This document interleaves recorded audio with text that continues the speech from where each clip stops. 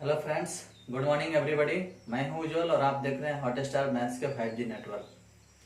आज का टॉपिक है डिफरेंशियबिलिटी, जो कि आप बोर्ड पर देख रहे हैं। आज का टॉपिक यही है, डिफरेंशियबिलिटी। हिंदी होता है अवकलनीयता। जिस प्रकार हम आपको सातत्य पढ़ाए थे, यानी कंटिन्यूटी में आपको बताया गया था कि कोई भी फंक्शन कंटिन्यूअस किस प्रकार से होता है, और डिफरेंशियबिलिटी में आपको बताया जाएगा कि कोई भी फंक्शन डिफरेंशिएबल कैसे होता है। समझ में आया? उसमें कंटिन्यूअस कैसे होता है और इसमें डिफरेंशिएबल कैसे होता है, मतलब उसमें संतत कैसे होता है और इसमें अवकलनीय कैसे होता है। उसमें संतत्या की जांच होती थी, इसमें अवकलनीयता की जांच होगी। तो संतत्या हम पढ़ चुके हैं। 5.1 जो है पूरा के पूरा संतत्या पर ही क्वेश्चन था, यानी पूरा कंटिन्यूटी था। लेकिन डिफरेंशियबिलिटी अब शुरू कर रहे हैं। डिफरेंशियबिलिटी के बारे में हम थोड़ा सा आपको बताएंगे। डिफरेंशियबिलिटी क्या है, कैसे हुआ, किस तरह से है, इसको बताएंगे। फिर डिफरेंशियबिलिटी के बाद एक चैप्टर पढ़ना है, डिफरेंशिएशन। कंटिन्यूटी, फिर डिफरेंशियबिलिटी, फिर डिफरेंशिएशन, फिर एप्लीकेशन ऑफ डेरिवेटिव, उसके बाद इंटीग्रेशन। ये सारा के सारा चैप्टर जो है ये कैलकुलस के अंतर्गत आता है, और कैलकुलस के पिता न्यूटन साहब है। न्यूटन, जी हाँ, फिजिक्स वाले न्यूटन। वैसे यहाँ लिबनिज का ज्यादा खोज था। लिबनिज सबसे ज्यादा अवकलन पर काम किया था, लेकिन कैलकुलस के पिता न्यूटन इसलिए बन गए क्योंकि लिबनिज द्वारा खोजे गए जितने भी विधि थी उसको न्यूटन अध्ययन करके, उसके पास पैसा था, वो उसके सारे सिस्टम को प्रकाशित करा दिया। इस प्रकार से न्यूटन यहाँ बन गया अवकलन का पिता। अवकलन हो या समाकलन हो, दोनों का फादर कौन हो गया? न्यूटन हो गया, क्योंकि उसके पास पैसा अधिक था, वो थोड़ा ज्ञान में भी बहुत तेज था, वो थोड़ा सा झपासी करता था। क्या किया बेचारा कि लिबनिज का जितना भी अध्ययन किया हुआ, स्टडी किया हुआ जितना भी मटेरियल्स था, उस सबको खुद अध्ययन किया और अपने नाम से प्रकाशित करा दिया, जिसके कारण से कहा गया कि न्यूटन ही अवकलन के पिता है। समझ में आया? तो थोड़ा सा आपको ध्यान देना है कि न्यूटन साहब अवकलन के पिता हैं, और वही इसमें कई चैप्टर को बनाए हैं। जैसे मान लीजिए कि फर्स्ट कंटिन्यूटी आप पढ़े, अभी आपको डिफरेंशियबिलिटी पढ़ा रहे हैं, फिर इसके बाद डिफरेंशिएशन पढ़ाएंगे, फिर उसके बाद एप्लीकेशन ऑफ डेरिवेटिव होगा, इंटीग्रेशन होगा। इंटीग्रेशन के 2 पार्ट हो गए, एगो डिफिनिट होगा, एगो इनडिफिनिट होगा। उसके बाद एप्लीकेशन ऑफ इंटीग्रल्स होगा, डिफरेंशियल इक्वेशन होगा। कई चैप्टर हैं कैलकुलस के अंतर्गत जो हम लोग 12th क्लास में पढ़ने वाले हैं। समझ में आया? तत्काल हम अभी शुरू कर रहे हैं कौन? डिफरेंशियबिलिटी। तो डिफरेंशियबिलिटी आप 11th क्लास में प्रथम अवकल सिद्धांत पढ़े होंगे। वहां पे आपको एक फार्मूला दिया गया होगा प्रथम अवकल सिद्धांत का।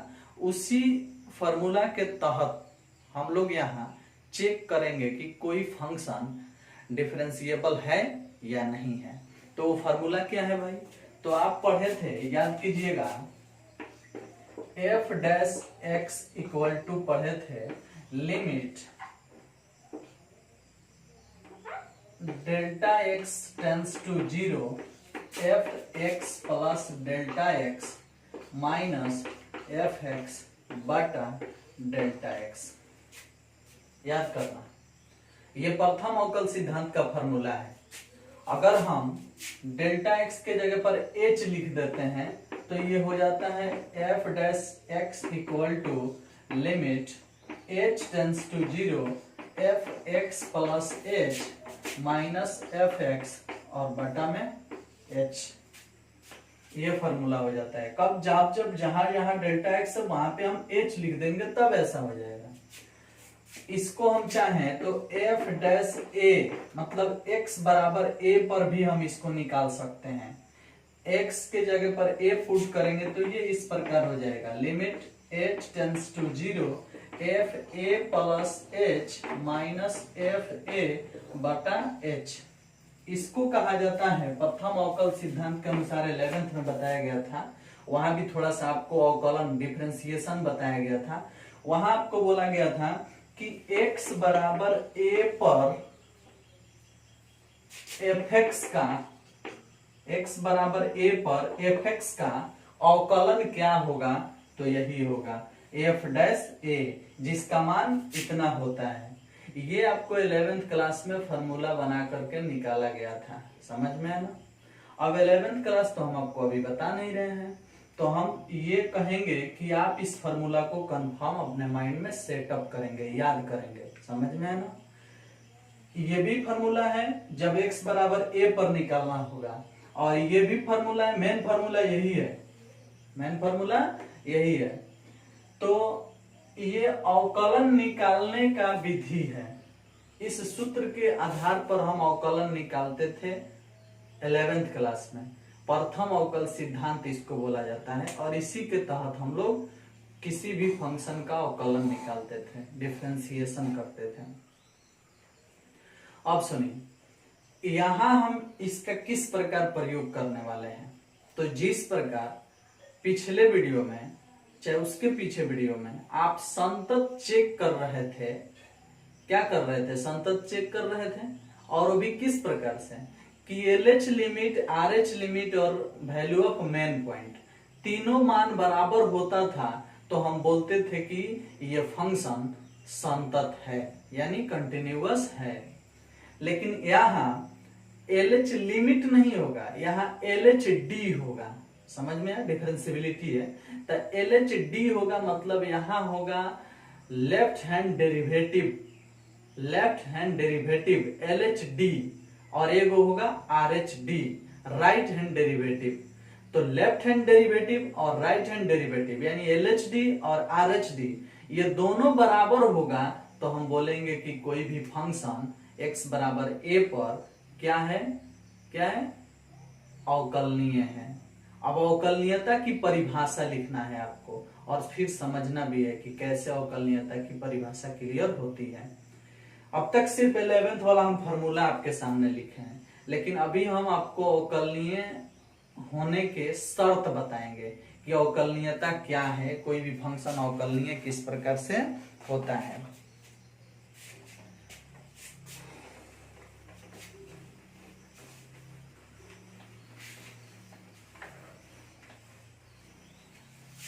चलिए, तो अवकलनीयता के बारे में लिखना है, तो अवकलनीयता लिख के डैश परिभाषा सुनिएगा। कोई भी फलन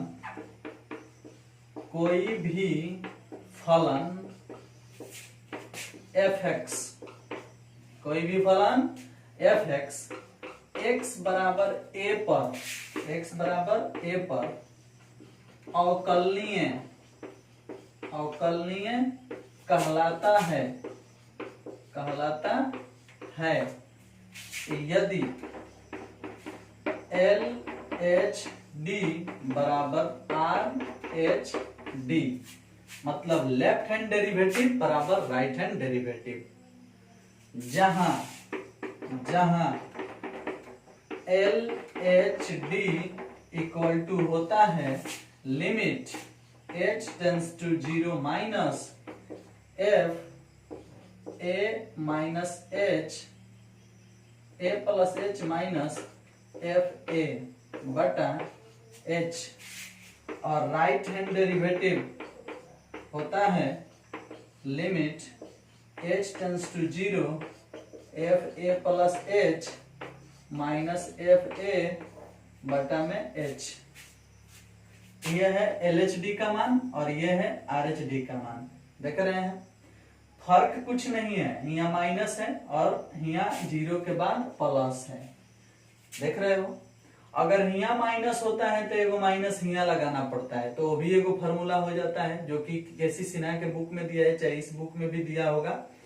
तो LHD में थोड़ा सा परिवर्तन हो सकता है कि जब a माइनस h होता है तो यहाँ माइनस लग जाता है, लेकिन a प्लस h होगा तो यहाँ भी प्लस h होगा, खाली यहाँ माइनस और यहाँ प्लस दिखाई देता है।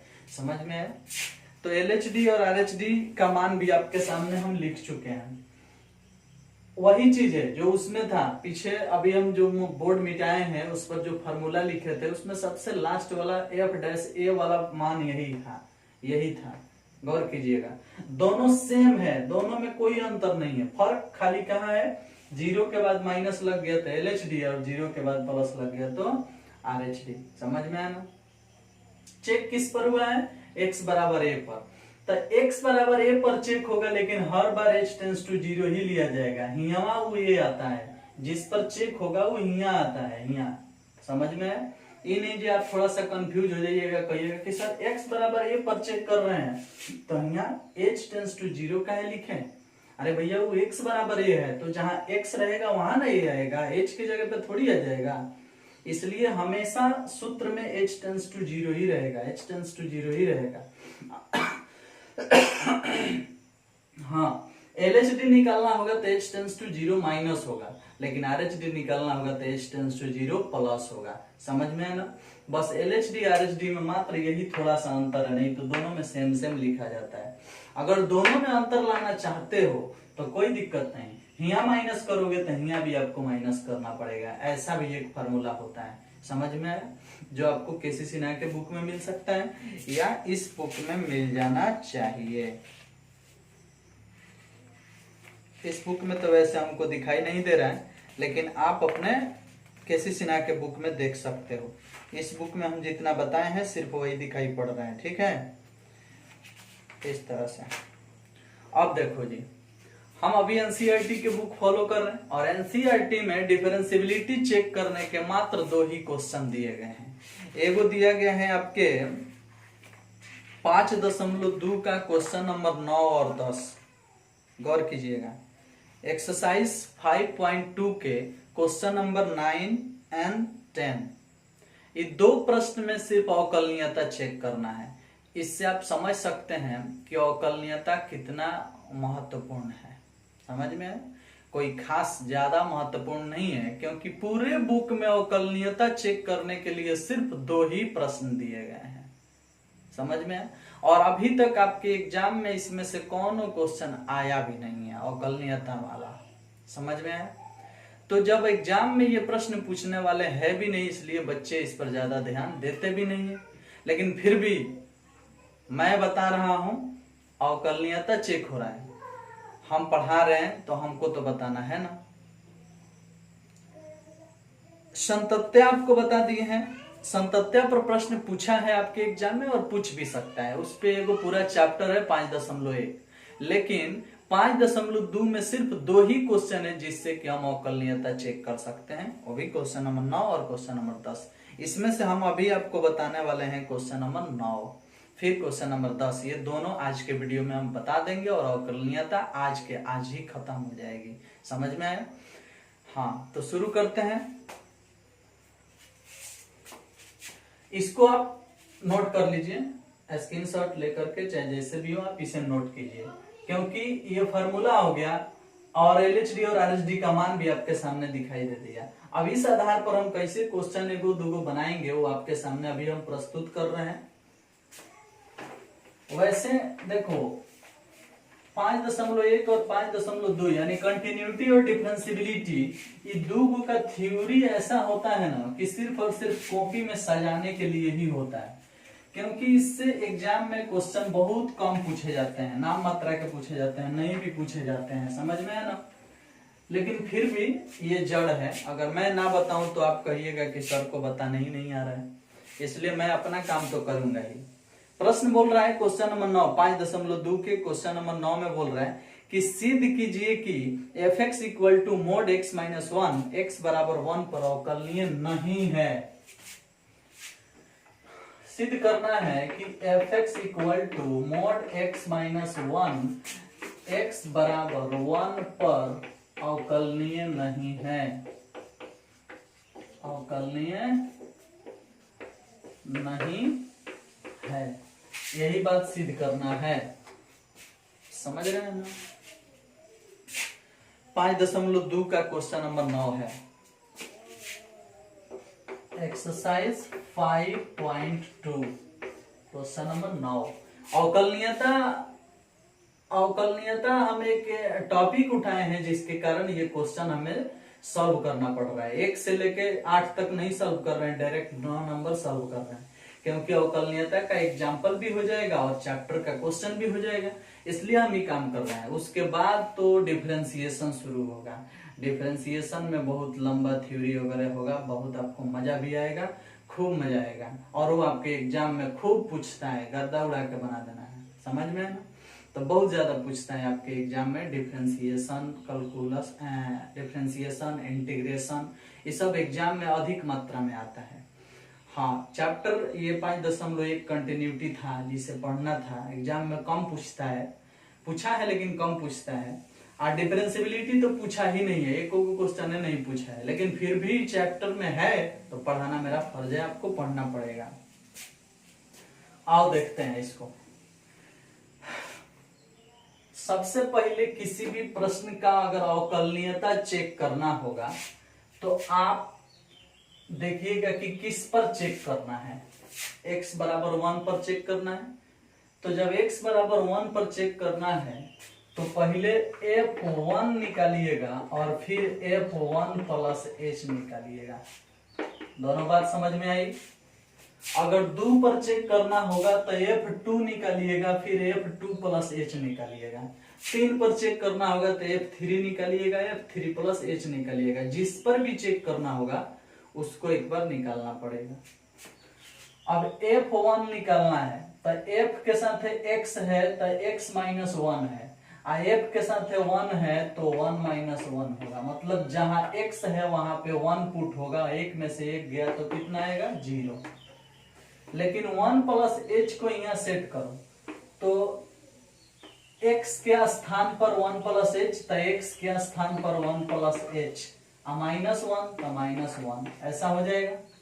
अब भाई 1 प्लस में 1 माइनस में खत्म तो मोड में बच जाएगा h, ऐसा बचेगा।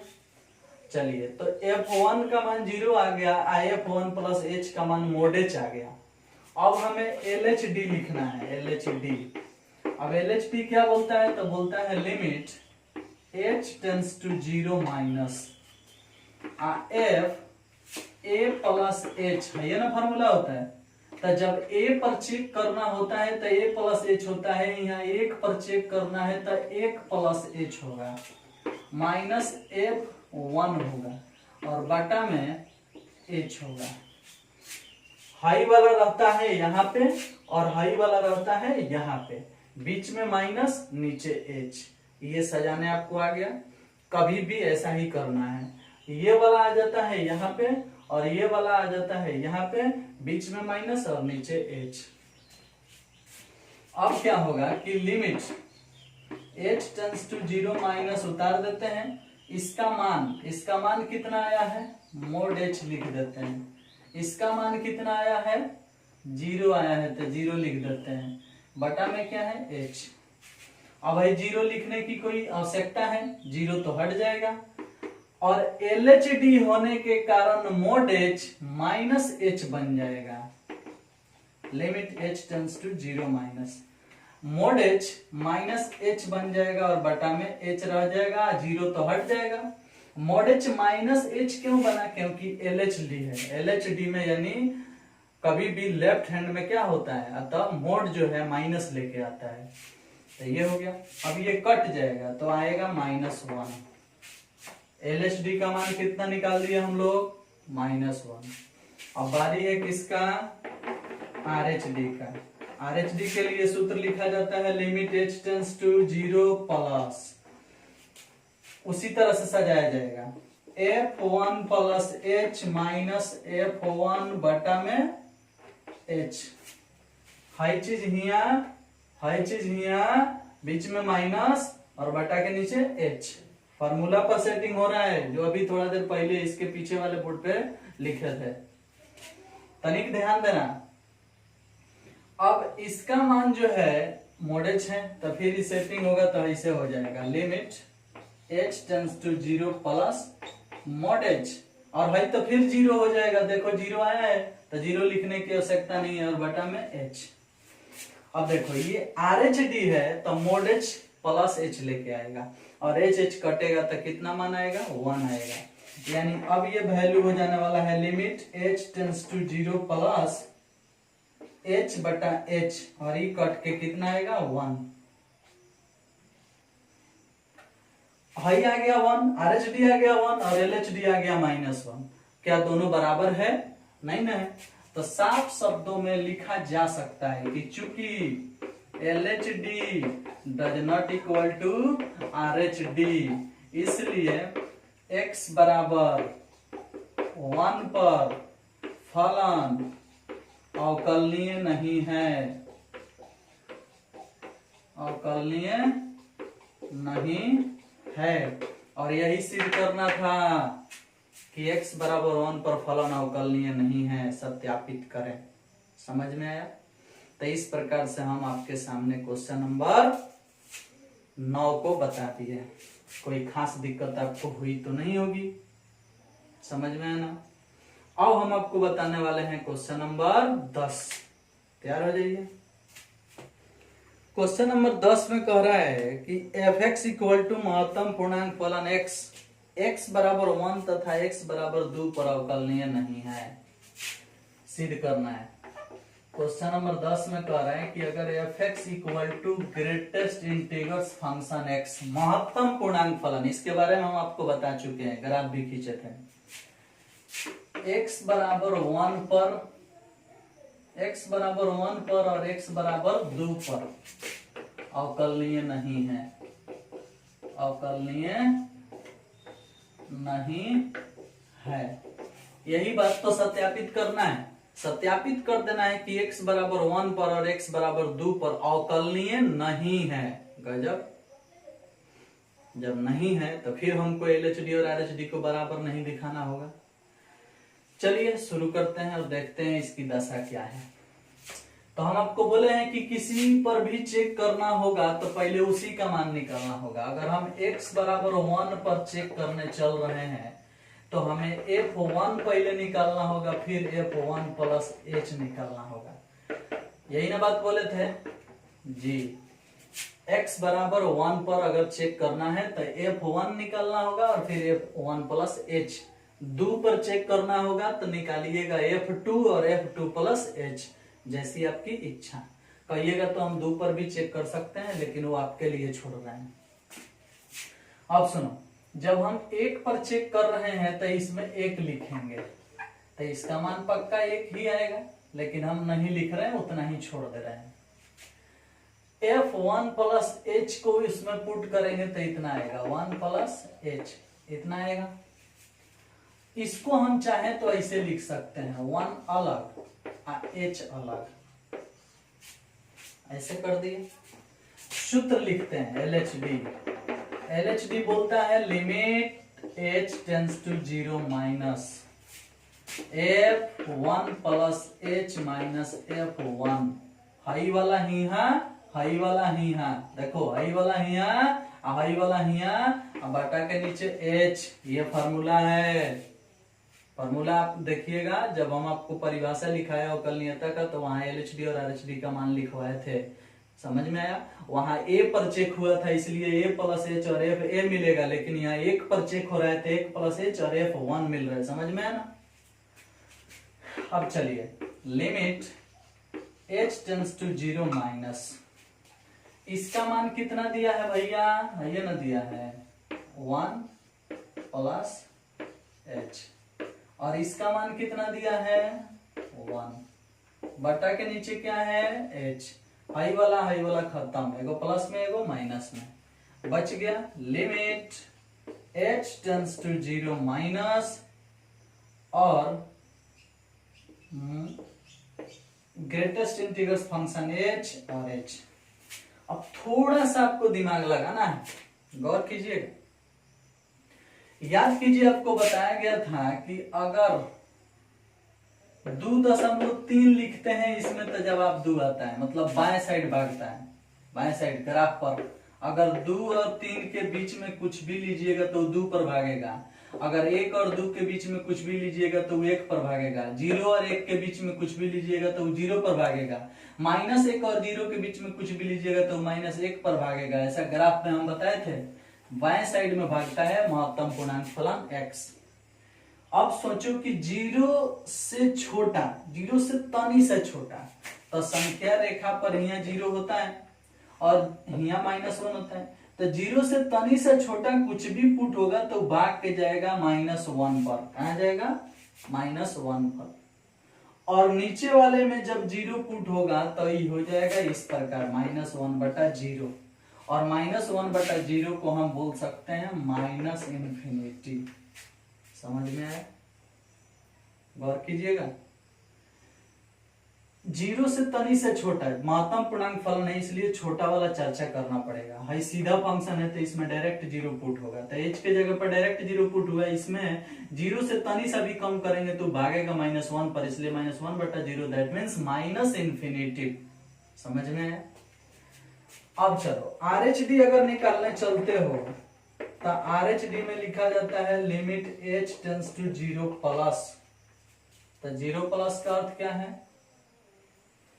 कि सूत्रवा तो वही रहेगा, ये वाला रहेगा f1 plus h minus f1 और बटा में h। वैल्यू पुट करने जाइएगा तो limit h tends to 0 plus, इसका मान हाई सेट करोगे, हाई वाला 1 प्लस में h माइनस में 1 और बटा में h, फिर हाई वाला कट जाएगा। अब फिर इस तरह से बचेगा h limit h tends to 0 plus h बटा h, ऐसा बचेगा। देख लो ये वाला कट गया, इतना बच गया। अब गौर करो, यहां आप जो वैल्यू पुट करने जा रहे हो 0 से बड़ा पुट करने जा रहे हो। अब बताओ कि संख्या रेखा पर यहाँ 0 है, यहाँ 1 है। 0 से तनी सा भी बड़ होगा तो भाग के 0 पर ही आएगा, 0 से थोड़ा भी बड़ होगा तो भाग के 0 पर आएगा। तो ऊपर वाला का मान 0 आएगा और नीचे 0 ही होगा, तो 0/0 माने प्लस इन्फिनिटी। अब देखो आई प्लस इन्फिनिटी आया है, हमारा माइनस इन्फिनिटी आया है। क्या ये दोनों बराबर है? प्लस इन्फिनिटी माइनस इन्फिनिटी सीधे अंतर हो जाता है, प्लस इन्फिनिटी उधर रहता है तो माइनस इन्फिनिटी भी इधर रहता है। इसमें प्लस इन्फिनिटी माइनस इन्फिनिटी बहुत डिस्टेंस हो जाता है, किसी भी हालत में बराबर नहीं हो सकता है। तो हम बोल देंगे कि चूंकि LHD does not equal to RHD, इसलिए x बराबर 1 पर फलन अवकलनीय नहीं है, अवकलनीय नहीं है। क्लियर? कोई खास दिक्कत तो नहीं हुई होगी।